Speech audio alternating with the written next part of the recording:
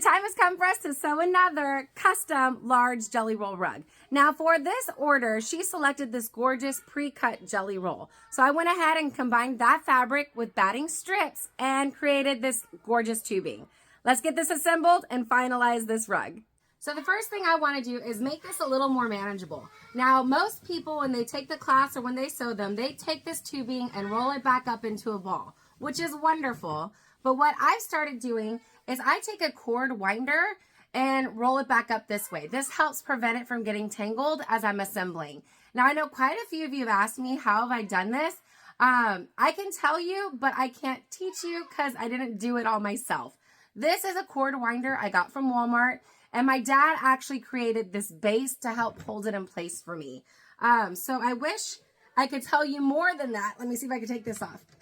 So you have a standard cord winder, and he used a large piece of wood and made this out of PVC to fit this. So I hope that helps. If you are skilled enough to do that, I would highly advise you to make one. I am not cool enough to do that. But let's keep winding and get moving. Now this last step, or the zigzag step where you assemble it, is by far my favorite step in the entire process. But the beginning, to me, is less fun, and it gets more fun as you go out. Because in the beginning, you have to iron a lot to keep it flat. But the farther you go out, the easier it gets and the less you have to iron. It's great. I love it. But what I love even more is the rug reveals itself to you.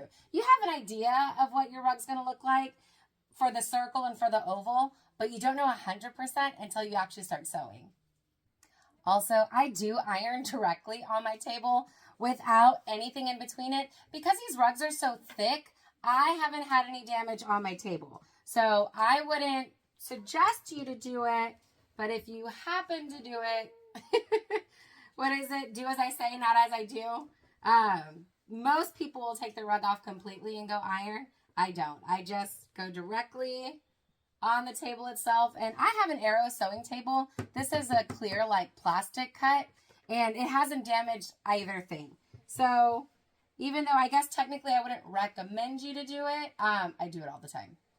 Now I like to match my thread color with my fabric, and some people might find that to be excessive, but it truly elevates the look of your rug. It helps conceal that thread and really let the fabric showcase itself. Now, if you're new to sewing, you don't have to do this. If you can only afford one color of thread, that's fine too. They make beautiful rugs. But I highly recommend, if you can, to match your thread to your fabric. Now, some people also ask, do you match the bobbin as well? And I do, because these rugs are kind of reversible. You can showcase the front and you can showcase the back. So technically, you don't have to. If you want one side to be like your designated, the bottom of your rug, you don't have to change your bobbin, but I personally do. Now, some people don't like that sewing jelly roll rugs just gives you endless hours of just nonstop sewing. And I personally love it. I find it very therapeutic and calming to just check out and sew. I think I like this little life. This little life. I think I like this little life.